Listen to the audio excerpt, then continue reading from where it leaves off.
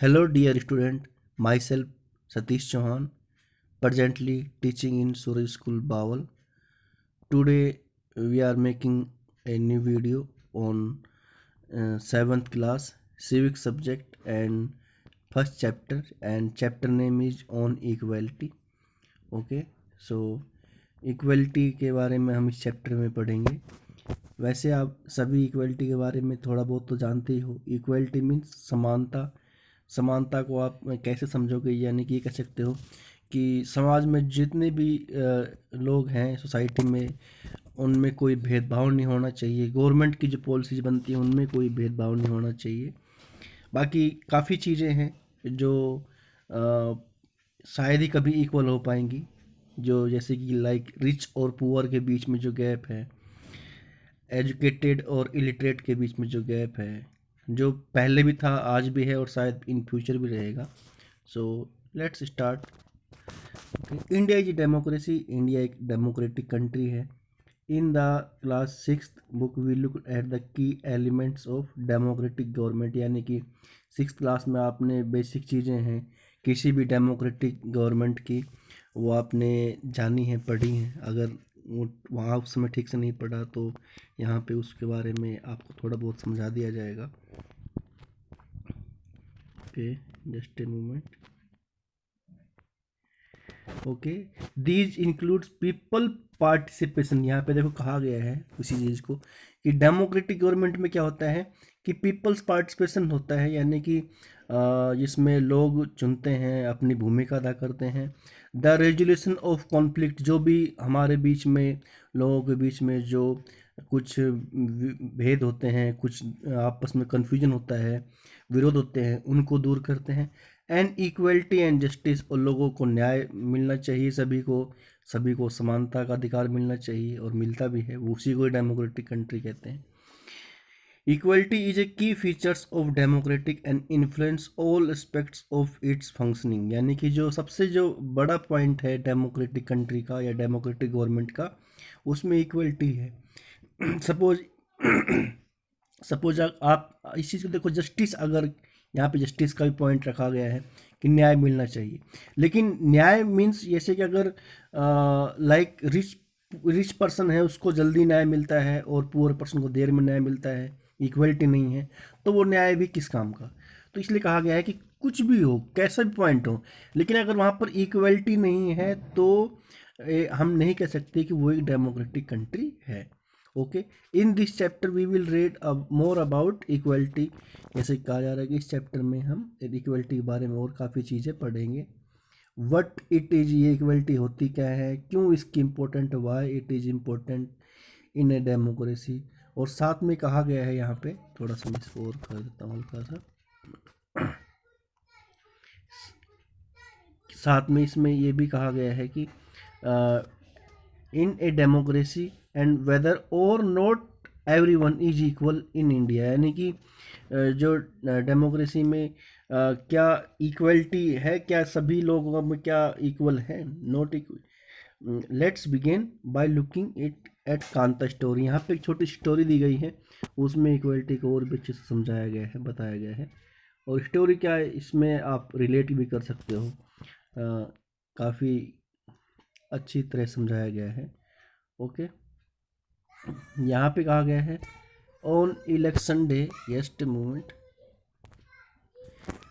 Let's start our story. जैसे कि यहाँ पे नाम दिए गए हैं, इलेक्शन का डे है, Kanta and her friend Sujata were waiting to cast their vote. यहाँ पे सुजाता और कांता हैं, दो फ्रेंड हैं, वो अपनी वोट देने के लिए गए हुए हैं और लाइन में खड़े हुए हैं। Is not it good Sujata that we can all vote as equal citizen of our country, यानी कि आपस में बातें कर रहे हैं कि ऐसा अच्छा नहीं होता कि अगर हम दोनों इक्वल सिटीजन के लिए भी हम लोग वोटिंग करते हैं, कि जो अमीर गरीबी का भेदभाव है वो भी ख़त्म हो जाए। इवन जैन साहब standing in line with us, यानी कि जो जैन साहब है, कोई वीआईपी है, यानी कि कह सकते हो कि वो भी भाई यहाँ पे लाइन में खड़े हुए हैं।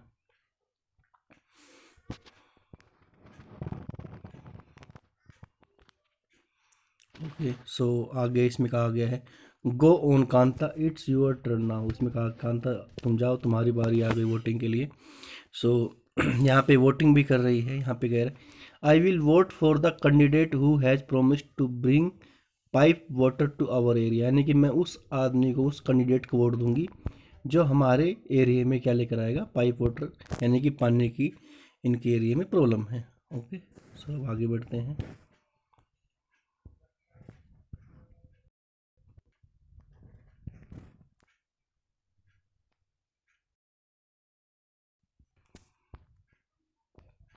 आफ्टरवर्ड्स यहीं पे आ गए। Okay, so just a moment.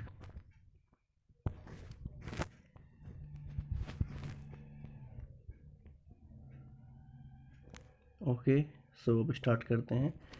We will see you later Kanta. यहाँ पे कहा गया कि अब वो जा रहे हैं। यस नमस्ते साहब। ओके, सो गुड़िया अभी आपस में बातें कर रही है, कांता उस जाता है। गुड़िया हैज़ बीन रनिंग फीवर, यानी कि जो गुड़िया है इसकी बेटी है वो बीमार है। I have to take her to the hospital, मुझे उसको हॉस्पिटल लेके जाना है। But I will have to finish the work, पर पहले मुझे साहब का घर पे जाके काम करना है। And ask for some advance, यानी कि इसके पास पैसे नहीं है तो इसे कोई पैसे चाहिए क्योंकि इसकी गुड़िया बीमार है। ओके, सो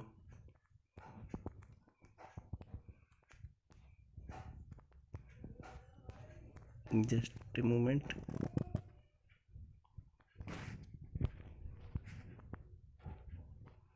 यहाँ पे देखो, ये अपने घर पे आई, इसका सीन दिखा रखा है। Here have some of this you will feel better. यहाँ पे देखो अपनी गुड़िया को पानी दे रही है। और and when I get back in the evening we will go to the hospital. Okay, जब शाम को काम से वापस आऊँगी तो हम लोग हॉस्पिटल चलेंगे। It's no wonder that Gudiya falls ill it often the basti is never clean, यानी कि अपने जो घर के आसपास के माहौल है उसको देख के कह रही है कि यहाँ पे कितनी गंदगी है, कितनी ज़्यादा यहाँ पे गंदे पानी है, आसपास भी गंदगी है। तो उसको कह रही है कि इतनी गंदगी होने के बाद तो भाई बच्चे बीमार हो ही जाएंगे, तो इसमें कोई मतलब सरप्राइज होने वाली बात नहीं है।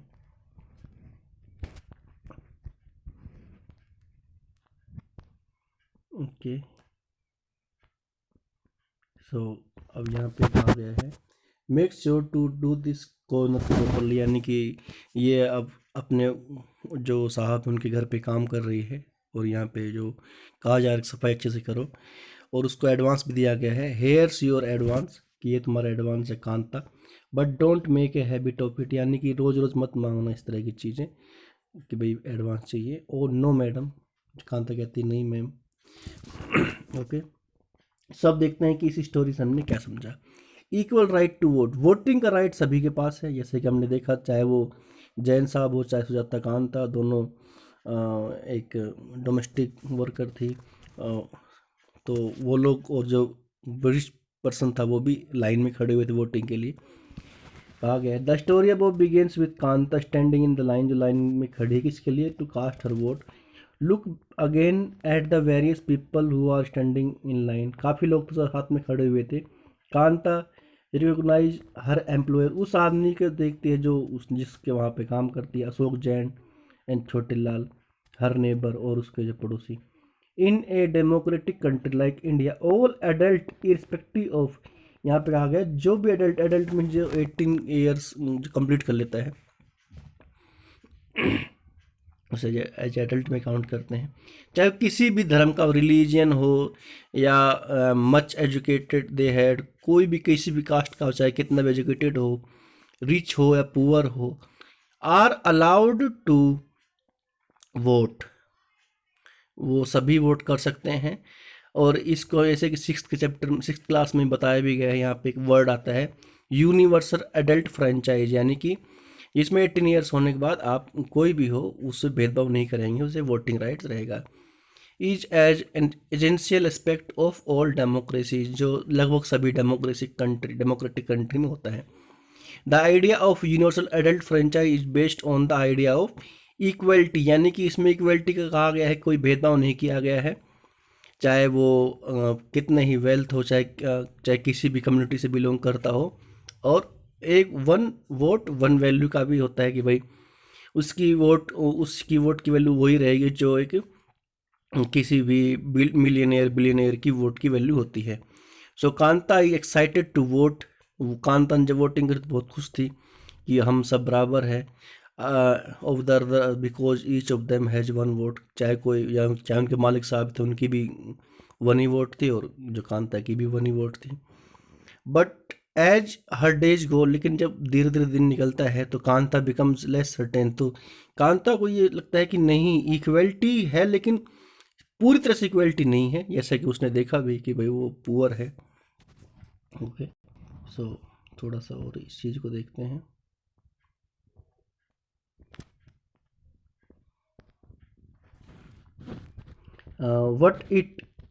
What is it that makes Kanta unsure. यहाँ पे कौन सी चीज़ है जिसने कांता को थोड़ा सा डाउट सा कर दिया है। Let's take a look at a day in her life, यानी कि जो हमने स्टोरी पढ़ी उसी को थोड़ा सा यहाँ पर डिस्क्राइब किया गया है। She lives in A slum, कि भाई वो एक स्लम एरिया में रहती है। And has a drain behind her house, उसके घर के पीछे से गंदा नाला बहता है, गंदगी है बहुत ज़्यादा। हर डॉटर ये सिक, उसकी बेटी जो बीमार है। बट सी कैन नॉट टेक द डे ऑफ, लेकिन जो कांता है वो छुट्टी नहीं ले सकती। क्यों? क्योंकि उसे काम करना, उसके पास पैसे नहीं है। Work because she needs to borrow money, और काम पे जाएगी तो वहाँ से कुछ एडवांस ले सकती है from her employers to take her child to the doctor, कि अपने बच्चे को डॉक्टर के पास दिखा सके। Her job as a domestic help and try to finally see ends her day by again standing a long line, लेकिन दोबारा वह एक लॉन्ग लाइन में खड़ी होती है। यहाँ पे आगे दिखाया जाएगा कि एक हॉस्पिटल है, हॉस्पिटल के गवर्नमेंट हॉस्पिटल है जिसमें वो लंबी लाइन लगी हुई है। This line in front of the government hospital is unlike the one in the morning because, लेकिन वो सुबह की तरह जो सुबह लाइन लगी थी उस तरह नहीं थी, क्योंकि इस लाइन में जो गवर्नमेंट हॉस्पिटल सामने जो लाइन लगी थी उसमें सिर्फ पुअर ही खड़े थे, कोई भी रिच पर्सन नहीं खड़ा था। तो यहाँ से उसे लगता है कि इक्वलिटी जो है उतनी नहीं है। ओके, अब हम यहाँ को देखते हैं इस टॉपिक को। अदर काइंड्स ऑफ इक्वलिटी, जो और जो इक्वलिटी की बातें कही गई, किस किस तरह की इक्वलिटी की बातें हैं यहाँ पे। Kanta is one of many people who live in democratic India. Kanta उन लोगों में से एक है जो काफ़ी सारे लोग रहते हैं, कांता की स्टोरी से काफ़ी रिलेट भी करते हैं। Who have the right to vote, जिसको वोटिंग का राइट तो है, बट डेली लिविंग का और जो उसकी जो वर्किंग कंडीशन है वो इक्वलिटी से बहुत ही दूर है। अपार्ट फ्रॉम बीइंग पुअर, व पुअर तो है ही, people in India experience inequality in different way. इसके अलावा भी काफ़ी तरह से हैं जो जिनमें इनइक्वलिटी का, असमानता का, जहाँ पे उनसे भेदभाव किया जाता है। तो सॉरी, तो उनमें कौन से क्या है भेदभाव, किस तरह से है, उसको कहते हैं। Let us see what this means by reading to story. अब यहाँ पे फिर से एक स्टोरी कही जाएगी, जैसे कि कहा गया। Okay, in each of these based on real incident, यहाँ पे कहा गया सभी जो है रियल स्टोरी है, रियल घटनाएं हैं। Peoples live and reflects the different kind of inequality exist India, की वास्तव में जो इनइक्वालिटी है इंडिया में मौजूद है इस समय। यहाँ पे one of the more common forms of inequality in is caste system. अभी तक हमने रिच पुअर का देखा, अब हम देखेंगे caste system. If you live in rural India, कहा गया कि अगर आप गांव में रहते हो तो आप जानते हो कि कास्ट सिस्टम कितनी ज़्यादा इम्पोर्टेंस प्ले करता है। यानी कि लोग आप आपस में कास्टिज्म को लेकर काफ़ी अलर्ट रहते हैं। If you live in urban India, some of you might think people no longer believe. अगर आप शहर में हो तो ठीक है, फिर भी एक बार सोच सकते हैं कि ज़्यादा कास्ट को बिलीव नहीं करते, लेकिन गांव में अभी भी जातियों को लोग काफ़ी ज़्यादा महत्व देते हैं और उसी के हिसाब से लोग अपने रिश्ते बनाते हैं, दोस्ती बनाते हैं। हालांकि अब ऐसा नहीं कह सकते, लेकिन फिर भी है तो है, एक्सपीरियंस की बात है। But just look at these matrimonials, यहाँ पे कुछ यहाँ पे ऐड भी दी गई है। मैट्रिमोनियल मतलब शादी के जो होते हैं एडवर्टीजमेंट, उनके बारे में कहा गया है कि जिसमें देखो यहाँ पे कास्ट नो बार, कि भाई जातियों का भी दिया गया है। अ, और इसके अलावा यहाँ पे गुप्ता कास्टिज्म आया है कि भाई एक तमिल ब्राह्मण के लिए आया है। ओके, कि भाई शादी होती है तो normally basically according to caste के हिसाब से शादी होती है, इसमें कोई वो नहीं है।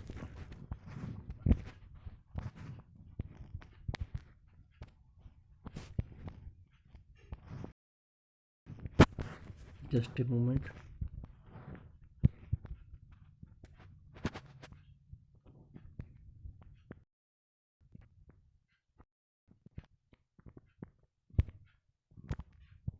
ओके।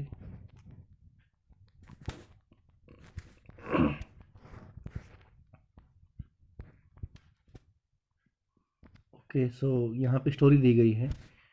जैसे कि यहाँ पे कहा गया है, दलित चाइल्ड अटेंडिंग स्कूल।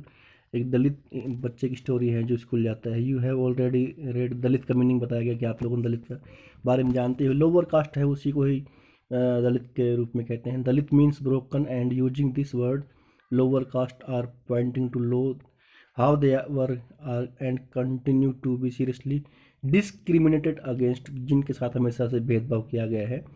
ये स्टोरी है ओम प्रकाश वाल्मीकि की। Is a famous Dalit writer, जो कि एक दलित राइटर है।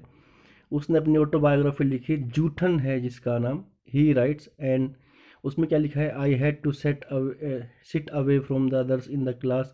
अदर्स मतलब जो उसकी दलित के बच्चों से दूसरे बच्चे होते थे, उनकी क्लास में बैठता था। कहाँ बैठता था, यहाँ पे कहा गया ऑन फ्लोर, फर्श पर बैठता था। द मैट रन आउट, जो फर्श था, जो मैट था, पूरा गंदा रहता था।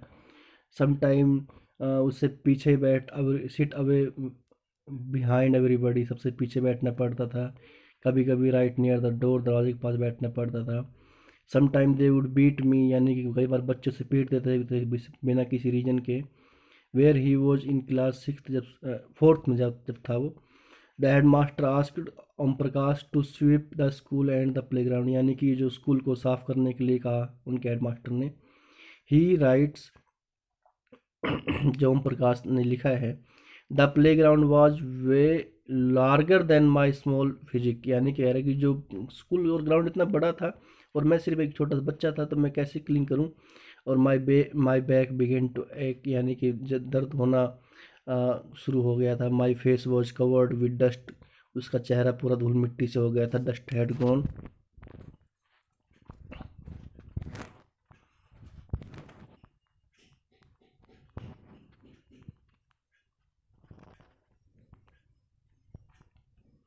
इनसाइड माई माउथ, यानी कि डस्ट तो जो उसके मुंह में चली गई थी। The other children in my class were studying, यहाँ पे कह रहे हैं कि जो दूसरे बच्चे थे सब पढ़ाई करते रहते थे। एंड आई वॉज स्वीपिंग, मैं सफाई करता था। Head master was sitting in his room, जो हेड मास्टर थे अपने रूम में बैठ रहते थे और उसको देखते थे। I was not even allowed to get a drink of water, मैं मतलब उसको उसका ये एक्सपीरियंस था कि उसको पानी तक भी उसे पीने नहीं देते थे। I shift the whole day, पूरे दिन उसने साफ किया। From the doors, window, rooms, the eye of the teacher and the boy saw this spectacle, यानी कि सब कुछ ये सब हो रहा था तो बच्चे और टीचर्स से सब देख रहे थे। Om Prakash was made to sweep the school and play ground for the next couple of days, काफ़ी दिनों तक उसने ऐसे साफ करते रहता था। लेकिन वन डे क्या हुआ, उसका फादर आया and who happened to be passing by, जा रहा था। सा ही सन स्वीपिंग, उसने देखा कि उसका बेटा जो था वो सफाई कर रहा था। He confronted the teachers and then walking away from the school holding Om Prakash hand.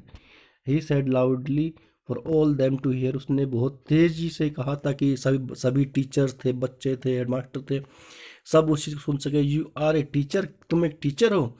So I am leaving now, अब मैं यहाँ से जा रहा हूँ। But remember this much master, लेकिन ध्यान रखना, he will study right here, मेरा बेटा यहीं पर ही पढ़ेगा।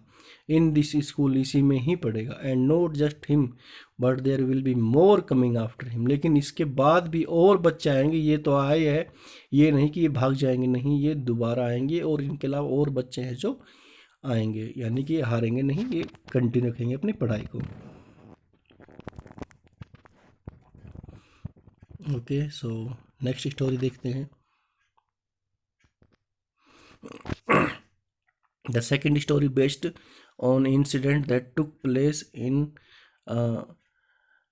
One of the India's largest city, यहाँ पे एक दूसरी स्टोरी में क्या गया है कि जो काफ़ी बड़े बड़े शहर हैं और यहाँ पे जो प्रॉब्लम दिखाई गई, एक्चुअली मैं आपको वैसे शेयर कर देता हूँ, बता देता हूँ कि इसमें कपल होते हैं, मिस्टर एंड मिसेज अंसारी, और हस्बैंड वाइफ होते हैं, और who were looking to rent, जो रेंट के लिए देखते रहते हैं अपार्टमेंट के लिए, कि भाई उन्हें रूम चाहिए थे रेंट पे रहने के लिए।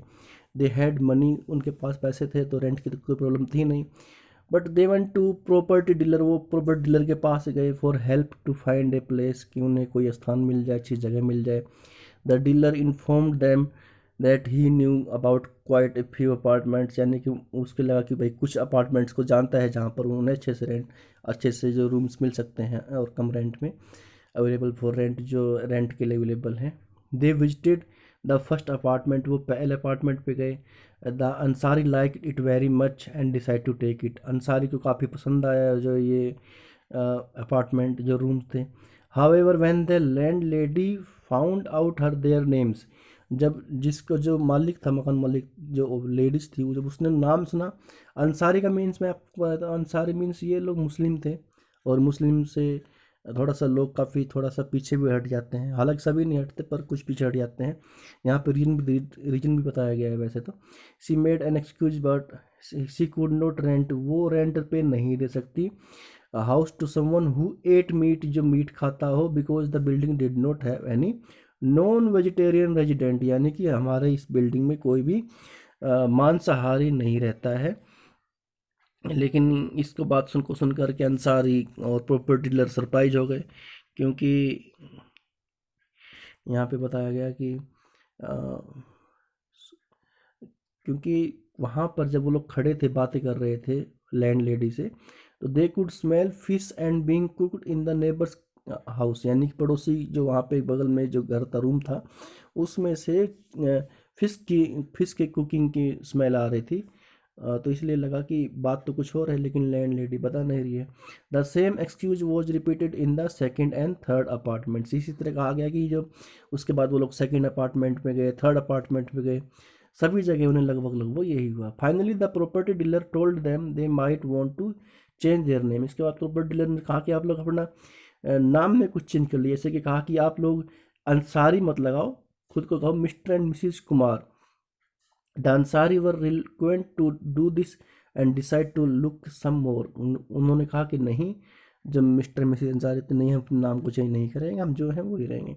इन the end it took a whole month of looking at the apartments, उन्हें काफ़ी परेशानी हुई, और आखिर में फाइनली उन्होंने एक लैंड लेडी थी जिसने उनको रूम दे दिया। वैसे इस स्टोरी में जो काफ़ी चीज़ें नहीं बताई गई, वही भी मैं थोड़ा सा आपको डिस्क्राइब करता हूँ।